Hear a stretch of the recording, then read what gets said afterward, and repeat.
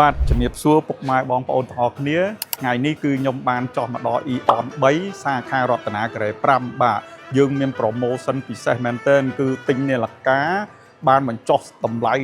30% រហូតដល់ 50% ហើយនៅថែមកាដូផ្សេងនិងអាំងប៉ាវហេងទៀតបាទនេះគឺអាំងប៉ាវណាពុកម៉ែបងប្អូនអាចអញ្ជើញមកយកទាំងអស់គ្នាហើយនៅក្នុងហ្នឹងគឺយើងមានឆ្នោតកោះមួយដើម្បីបានកាដូផ្សេងហើយអាំងប៉ាវនេះក៏មានប្រេនរតនាការ៉េ5យើងនៅលើអាំងប៉ាវនឹងដែរហើយនេះជាកាដូផ្សេងអញ្ចឹងណា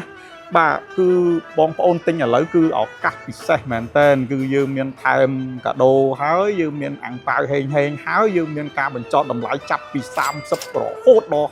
50% បាទក្រុមហ៊ុនយើងគឺមានម៉ាកជាច្រើននិងម៉ូដជាច្រើនទុកឲ្យបងប្អូនទាំងអស់គ្នាអញ្ជើញមកមើលហើយទីតាំងដែលខ្ញុំកំពុងតែផ្សព្វផ្សាយនេះគឺនៅ Eon 3ជាន់ទី1បាទជាន់ទី1សាខារតនាការ៉េ5ចង់ជម្រាបបងប្អូនពុកម៉ែពូមីងទាំងអស់គ្នាយើងខ្ញុំគឺមាន brand រតនាគឺយើងខ្ញុំផលិតនិងបង្កើតដោយខ្លួនឯងជា brand របស់កូនខ្មែរហើយយើងមាន brand នាំចូលដូចជា ម៉ាកចាក័រ TT Short Adretica Festina Lutus Canino បាទគឺយើងមានជាច្រើន brand ទៀតបាទចឹងពុកម៉ែបងប្អូនអញ្ជើញមក Eon 3ទៅគឺអត់ខកបំណងទេយើងមានអ្នកប្រឹក្សាយោបល់អំពីទំហំតួអំពី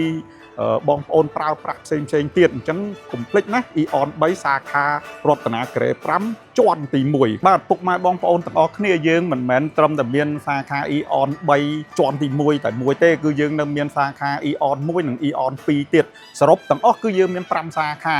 បាទEon 1 2 3គឺយើងនៅជាន់ទី1ដូចគ្នារីឯសាខាមួយទៀតគឺនៅសែនសុខហើយរីឯសាខាធំគឺនៅខាងក្រោយសន្តាគារលើប្រេសដងផ្លូវ134បាទអញ្ចឹងសរុបមកគឺយើងមាន5សាខាបងប្អូនអាចអញ្ជើញទៅកន្លែងដែលចិត្តផ្ទះរបស់បងប្អូនបាន